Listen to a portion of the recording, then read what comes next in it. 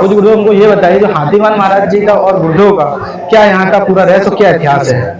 देखो, हम जैसा कि कह सकते हैं कि हाथीवान महाराज एक, मान के चलो, पृथ्वी पर एक भगवान है और भगवान से कम भी नहीं है। जैसे कि अपन जान सकते हैं जो अपने बजरंगी हैं, मतलब कि हनुमान जी महाराज हैं, उनका भी इतिहास निराला है। तो ये उनके सेवक थे। जैसे कि अपन कह सकते हैं, जैसे कोई इंसान है, कोई इंसान पूर्व जन्म में आज से हजारों साल पहले हनुमान जी महाराज को तो पूजा जाता था, लेकिन इनको नहीं पूजा जाता था। तो हजारों साल पहले ये भी हनुमान जी महाराज की तपस्या करते थे। तो अब हनुमान, जैसे किसी गुरु की तपस्या करते हैं, गुरु के मध्य से चलते हैं, तो गुरु अपने सामने शिष्य को बड़ा कर देता है। तो जैसा कि अपन देख सकते हैं, गुरु अपने सामने शिष्य को बड़ा कर देता है, तो ऐसे ही हनुमान जी महाराज अपने सामने हाथीवान महाराज को बड़ा कर देते हैं। तो हाथीवान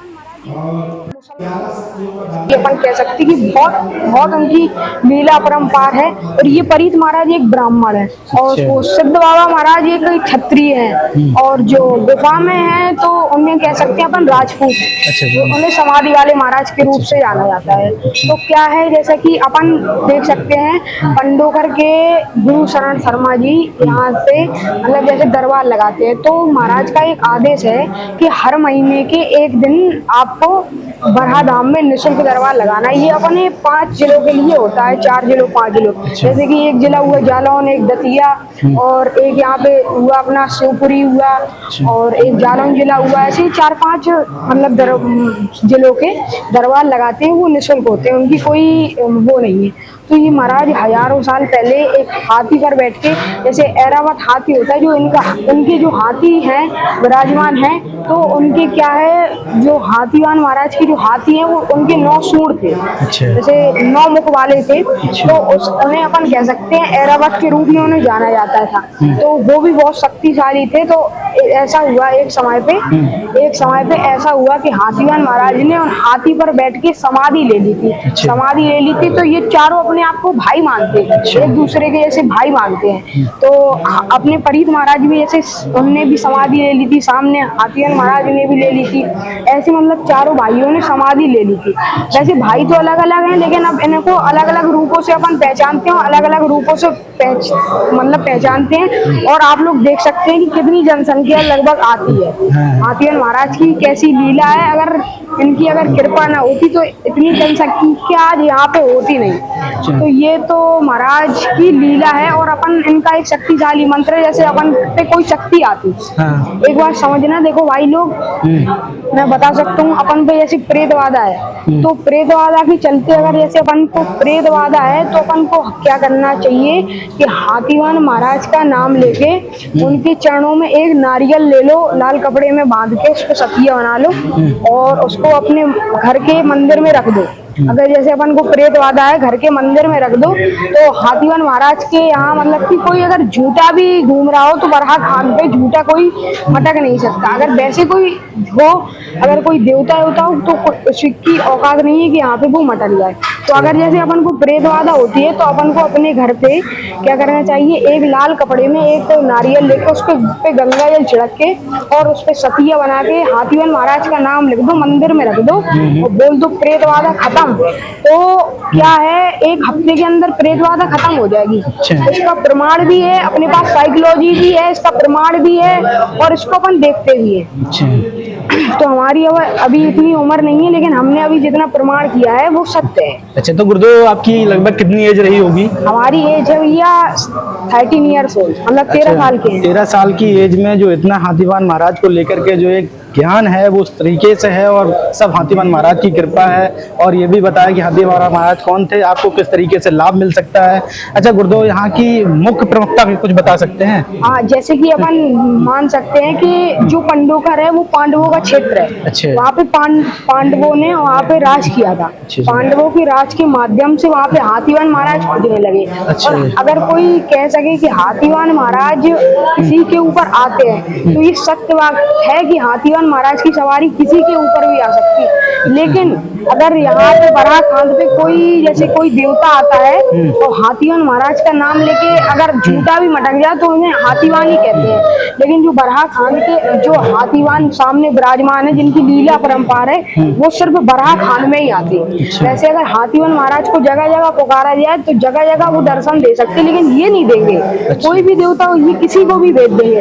अभी जैसे कि अपनी एक दिन 23 तारीख को बैठक हुई थी, तो हाथीवान महाराज अमेरिका में एक ईसाई के यहाँ, मतलब ईसाई कह सकते हैं, ईसाई के यहाँ उनने स्थान बनाया। हाथीवान महाराज उन पे आते थे, तो हाथीवान महाराज आते थे, उनके कुछ गलत कारणों से वो बर्बाद हो गए, मतलब खत्म ही हो गए। तो जैसे हाथीवान महाराज के रूप को अपन पहचान सकते, तो यहाँ से हजारों साल पहले पंडोकर में पांडवों का क्षेत्र था, और हाथीवान महाराज पहले ऐसे नहीं थे। हाथीवान महाराज पहले बहुत गुस्सैल टाइप के थे, मतलब इतनी सी बात को वो इतनी बड़ी कर देते थे। मतलब कोई अगर झूठा भी यहाँ कुछ महाराज से उल्टा बोल दे तो वो सहन नहीं करते थे। और अपन देख सकते हैं, जब से ये रामायण चलने लगी तो महाराज सुनते लीला देखते देखते बहुत शांत हो गए। लेकिन क्या है, अगर जैसे अपन एक तरीके से अगर वो रूठ गए तो अपन उनको तो मना लेंगे, लेकिन अगर परीत महाराज रूठ गए तो अपन इनको कभी नहीं मना पाएंगे, क्योंकि ये एक ब्राह्मण देवता है। ब्राह्मण वैसे भी परशुराम कहते हैं, तो वो ब्राह्मण देवता बहुत मतलब गुस्से टाइप के होते हैं, तो ऐसा हम जानते हैं। तो जैसे कि आपको देखने को मिला, छोटे गुरुजी हैं और एकदम 13 साल की एज रही है, ज़्यादा एज भी नहीं है, तो इतनी सी एज में पूरा यानी कि इतिहास बताया है, आपके प्रस्तुत किया आपके सामने, और ये भी बताया कि कहाँ से क्या पंडोकर धाम किसकी भूमि थी, किस तरीके से पंडोकर महाराज वहाँ पे पहुंचे। अच्छा, पंडोकर महाराज जो यानी कि जो गुरुजी हैं वो इसी गांव के निवासी थे क्या? हाँ, उनका जन्म यहीं पे हुआ। पहले उनके जो पिताजी थे, पिताजी जैसे पहले बोल सकते, पिताजी के जो बाबा थे उन पे हाथीवान महाराज की सवारी आने लगी थी। जैसे अगर गुरुजी पे अगर सवारी आती है तो कैनगुरिये खानदान से जैसे महंती जी बैठे हैं, अगर ये होम कर दे तभी हाथीवान महाराज की सवारी आती है। अगर ये होम करेंगे तभी परीत महाराज की सवारी आएगी, सिद्ध महाराज की सवारी आएगी और हाथीवान महाराज की सवारी आएगी। अगर कैनगुरिया खानदान से अगर कोई मतलब कि होम नहीं करेगा, एक कंडीए भर के अपन कर सकते, होम नहीं करेगा तो हाथीवान महाराज की बहुत मुश्किल है कि सवारी आए। और जो वो गद्दी पे बैठते हैं तो वो हाथीवान महाराज के जरिए से दूध उन्हें बताते हैं। जैसे अपन कह सकते हैं, जो पर्चा लिखते हैं तो उन्हें दूध बताते हैं। अपन जैसे प्रमाण किया है, जैसे कोई शख्स है, कोई शख्स को प्रेत बाधा है, तो अगर जैसे प्रेत बाधा बड़ी हुई, जैसे अपन बोल सकते हैं खब्बीसा होता, शैतान होता, तो ये सब जैसे बड़े हैं, जैसे बड़े प्रेत हैं तो बड़े प्रेत के लिए वो हाथीवान महाराज का नाम ही लेके उनकी विपदा काटते हैं। अगर वैसे कोई भी वो उन नाम ले ले, कोई भी नाम ले ले तब उनकी विपदा कटती है। लेकिन अगर वो कोई उनसे बड़ा देवता है जो उन पे नहीं संभाला जा रहा, तो वो हाथीवान महाराज का नाम लेके विपदा काट देते हैं।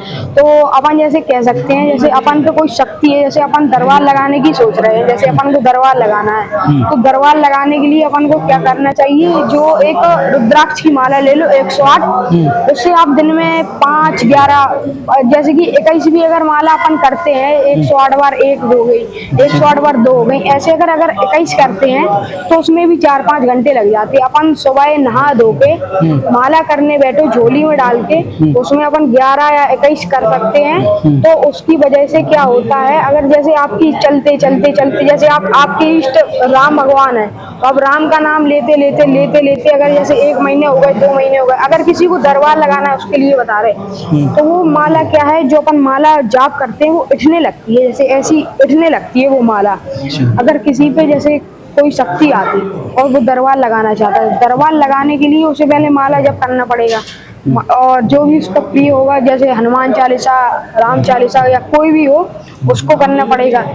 हाथीवान चालीसा ऐसा भी हो सकता है। लेकिन क्या है, अगर उसको दरबार लगाना है तो उसकी जो माला है वो इठने लगती है, इठने टाइप की, मतलब अगर समझ सकते कि उनकी शक्ति खुलने लगी। अगर जैसे कभी भी किसी पे कोई देवता आते हैं, तो अगर देवता पूरी तरीके से नहीं आते तो उसके हाथ बंधे रहते, ठीक, जिस इंसान पे आते उसके हाथ बंधे रहते, हाथ ही मटक से अंश आता उनका, लेकिन जिसको खून भी कह सकते। लेकिन अगर जैसे प्योर देवता आते हैं तो हाथ खोल के और आंखें खोल लेते हैं, उनका रिएक्शन ही पता पड़ जाता है। ठीक है, तो हम लोग इतना ही जानते हैं। तो आपने देखा कि गुरुदेव ने जो चीज़ बताई है, हम तो इनको भगवान से भी ज़्यादा मानेंगे कि जो गुरुदेव के बारे में जो इतना सब कुछ बता सकते हैं। यहाँ पर एक लोग नहीं आता है, यहाँ करोड़ों श्रद्धालु इस मंदिर पर आकर के घूम के चले गए हैं। अच्छा, सबसे ज़्यादा भीड़ गुरुदेव कब होती है यहाँ पे? सबसे ज्यादा भीड़ यहाँ पे होती है ऐसे कि 14 बोल सकते हैं, अमावस्या के एक दिन पहले आती है। उसके बाद हर महीने में हर गुरुवार और शनिवार को बहुत ज्यादा भीड़ होती है। लेकिन गुरुवार शनिवार को क्या है, महाराज चले जाते हैं हनुमान जी महाराज के सेवक में, अच्छा, सेवा करने में चले जाते हैं। तो यहाँ पे लाखों की संख्या आती है, ऐसा कोई नहीं। और जैसे अपन देख सकते हैं आगे पिछली 14 थी, वहाँ पे 7000 आदमी हो गए थे। अच्छा। और जैसे मंगलवार शनिवार को ज्यादा भीड़ होती है, लेकिन मंगलवार शनिवार को महाराज का उतना स्वभाव नहीं पड़ता। अच्छा। महाराज चले जाते हैं हनुमान जी की सेवा में। तो जब हनुमान जी को वो मानते हैं तो हनुमान जी की सेवा में चले जाते हैं। और गुरुवार और शनिवार के दिन कोई भी सवारी किसी पे आ नहीं सकती, क्योंकि सब हनुमान जी की कृपा है। कोई भी कैसा भी भूत मटक रहा हो, सब झूठ मटक रहा हो, अगर गुरुवार शनिवार को हो। परीत महाराज आ सकते, सिद्ध महाराज आ सकते, जैसे क्षत्रिय हैं, ब्राह्मण है। लेकिन हाथीवान महाराज और भी सब छोटे मोटे देवता हैं, वो गुरुवार शनिवार को नहीं आएंगे। वैसे ही झूठे मटकते रहे, लेकिन गुरुवार शनिवार को तो मुश्किल ही है वो आए। कोई भी देवता नहीं आते, ना हाथीवान महाराज आते, आप कितना भी मना लो वो आएंगे नहीं। परीत महाराज आए जाएंगे, सिद्ध महाराज आ जाएंगे, और भी देवता आ जाएंगे, कारस आ जाएंगे, गौड़ आ जाएंगे, और हीरामन आ जाएंगे, एक से एक देवता आ जाएंगे। हम ऐसे 108 नाम बता सकते हैं। जैसे अपने बुंदेलखंड में अघोरी भी 2 होते हैं। तो एक होते हैं जो नीच तरीके की अघोरी होते हैं, एक को बहुत ज्ञान है, वो शब्द तरीके की अघोरी होते। अघोरी भी अपने बुंदेलखंड में 2 होते, और अगर विश्व में नापा जाए तो अघोरी भी 150 से ज्यादा होते हैं। और हाथीवान महाराज की नापा जाए तो हाथीवान महाराज 2 हैं। एक ये विराजमान है, ये तो मालिक हैं, और एक हाथीवान महाराज है, उनका नाम हाथीवान नहीं हाथीवन है। तो वो भी बरहा धाम में ही विराजित हैं। लेकिन वो हाथीवान महाराज के यहाँ भूसा, हाथीवान महाराज का जो ऐरावत नाम का हाथी था, और ऐरावत नाम का हाथी था हाथीवान महाराज का, वो उनके भूसा डालते थे, उनका नाम हाथीवन है। पर हाथीवन महाराज आते तो पशुओं की रक्षा में आते। और अपन कह सकते हैं जैसे कारस देव बाबा, ये भी पशु वाले बाबा हैं। तो अगर इनकी भी सवारी नहीं आ सकती, इनकी सवारी इसलिए नहीं आती क्योंकि इनकी सवारी बहुत जैसे पशुओं के प्रति आती। जैसे अगर कोई पशुओं पे अत्याचार हो रहा हो तो उनके प्रति आती है, वरना कारस देव बाबा नहीं आते। हीरामन आ जाएंगे, अपने गौड़ बाबा आ जाएंगे, और अपने इष्ट जो होते जैसे कि हीरामन भी 4 प्रकार के होते। और जो ये परीत महाराज हैं, ये ब्रह्म परीत जाने जाते हैं बरहा खांड के। अगर ये इनकी जो सवारी आती है ब्रह्म परीत बरहा खांड के नाम से आती है। अपन इनके साथ तो 3 लाख से भी ज्यादा परीत जुड़े हुए हैं। अब कोई भी परीत आए, अगर जो ब्रह्म परीत है, और अगर कोई भी कितना भी बड़ा देवता आए और अगर बोलने लगे कि हम हाथीवान हैं, तो हाथीवान नाम से कोई देवता आ ही नहीं सकता। अगर कितना भी बड़ा देवता, कारस देवता आ रहे हो, और गौड़ बाबा आ रहे हो, हीरामन आ रहे हो, सिद्ध आ रहे हो, कोई भी आए, लेकिन हाथीवान का नाम लेके कोई नहीं आ सकते। किसी में दमी नहीं है हाथीवान का नाम झेल जाए कोई भी देवता। लेकिन एक बात होती सकती है मर्यादा की, थान की भी मर्यादा होती है, अपन के मालिक की भी मर्यादा होती है। तो जैसे कई बार क्या हुआ, जैसे कारस देव बाबा आ रहे, कारस देव बाबा आ रहे, और हीरामन बाबा आ रहे, गौड़ बाबा आ रहे, तो हाथीवान महाराज को अगर बुलाया गया तो हाथीवान महाराज आएंगे और ये बोल देंगे कि अपना आगे का दरबार चलाओ, और किसी पे गलती हो गई, जो हमें बुलाया, हम तो दर्शन देने आए, और आप आगे का दरबार चलाओ। अगर मान सम्मान की मर्यादा की बात होती है तो अगर हाथीवान की सवारी है तो कारस देव, गौड़ और सिद्ध परीत, ब्रह्म परीत, और मतलब तमाम प्रकार के देवता सब चले जाते हैं, बिल्कुल खत्म जब हाथीवान की सवारी आती है। लेकिन हाथीवान जब चले जाते तो कोई भी आ सकता है, लेकिन हाथीवान का नाम लेके कोई नहीं आ सकता।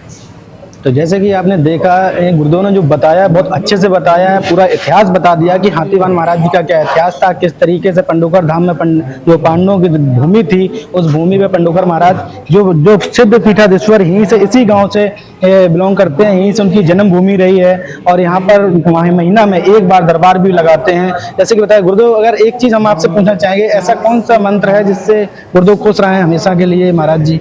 उनका तो कोई भाई ऐसा कोई मंत्री नहीं है, आप तो बस जय जय बजरंगी की, जय जय सूर्य नारायण की बोलो और सुख से तो जियो। आपने सुना कि जय जय बजरंगी, यानी बजरंग बली में इतनी शक्ति होती है कि बिल्कुल करके आपको कोई दिक्कत नहीं रहेगी। आगे की कथा आपको पंडोखर धाम में जाकर के पूरा इतिहास जिस तरीके गुरुदेव ने बताया है, वो इतिहास पर हम पूरी चर्चा करेंगे। वहाँ के पीठाधीश्वर से आप देख सकते हैं।